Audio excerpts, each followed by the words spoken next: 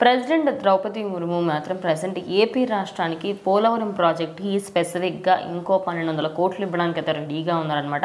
అంటే దానికి గల మెయిన్ రీజన్ పవన్ కళ్యాణ్ అంటూ చెప్పుకోవచ్చు. ఏంటది?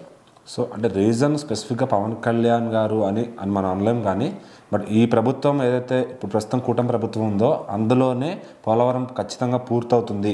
ఇప్పటికే 17,000 కోట్లు ఇచ్చాము దానికోసం అని చెప్పి. సో ఇంకొక 12,000 అదనంగా ఇవ్వబోతున్నాం. ఈ ఫైనాన్షియల్ ఇయర్ స్టార్ట్ అవుతుంది కాబట్టి ఈసారి బడ్జెట్లో ఇంకో 12,000 కోట్లు ఇవ్వబోతున్నాం అని చెప్పి చెప్పారనమాట.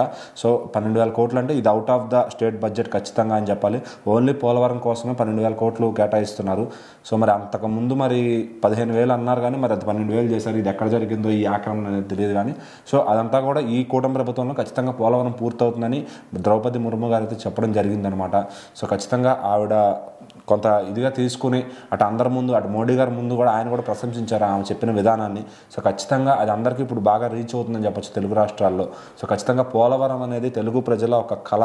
అది ఏ ముహూర్తాన్ని మొదలెట్టారో కానీ అది ఇప్పుడు దాకా పూర్తవలేదు. కానీ అది పూర్తయితే కనుక అసలు నీటి కరువు అనేది ఆంధ్ర రాష్ట్రానికి, ఇంకా కుదిరితే తెలంగాణ రాష్ట్రానికి కూడా నీటి కరువును దూరం చేయొచ్చు అని చెప్పి అందరూ చూస్తున్నారు.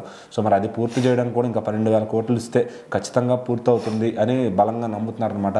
సో అది ద్రౌపది ముర్ము గారు అక్కడ పార్లమెంట్ మీటింగ్లో చెప్పడం కూడా సో నిజంగా హర్షించదగిన విషయం అనమాట. సో మరి ఆవిడ అలా చెప్పడం ఇప్పుడు అందరికీ కాస్త రిలీఫ్ అనిపిస్తుంది. ఇటు పవన్ కళ్యాణ్ గారిని అటు చంద్రబాబు గారిని కూడా అందరూ ప్రశంసంతో ముంచెత్తుతున్నారు. సో ఎందుకంటే పోలవరం మీతోనే ఖచ్చితంగా సాధ్యం అవుతుంది.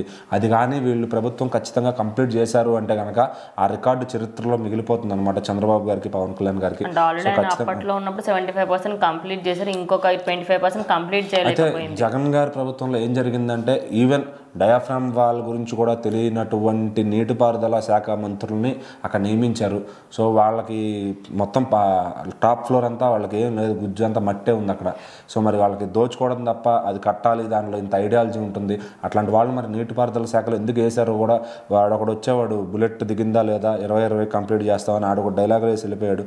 మళ్ళీ తర్వాత అంబటి రాంబాబు గారు వచ్చారు, ఏదేదో డైలాగులు వేసారు, వెళ్ళిపోయారు. సో ఇద్దరి వల్ల కూడా పని అయితే జరగల. మరి ఇద్దరు మంత్రులు వాళ్ళు పీకింది ఏంటంటే కనీసం 30% కూడా చేసిన దాన్ని ఇంకా చెడగొట్టారే కానీ కొంచెం బాగు చేసింది లేదు. సో మళ్ళీ ఇప్పుడు నీట్గా పునర్నిర్మితం చేస్తున్నారు ఖచ్చితంగా. సో మరి చంద్రబాబు గారు ఉంటే ఏంటంటే ఆ పనిని పూర్తి చేయడానికి ముందు ఫస్ట్ ఫోకస్ దాని మీద పెట్టారు ఖచ్చితంగా.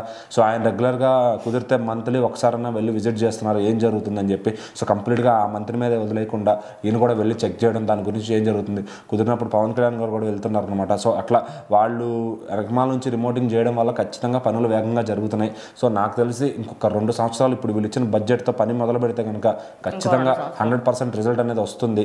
అది ఖచ్చితంగా ఈ కూటమి ప్రభుత్వమే లాంచ్ చేస్తారని అయితే నాకు అనిపిస్తుంది. మరి చూద్దాం అది ఎంత తొందరగా చేస్తారని.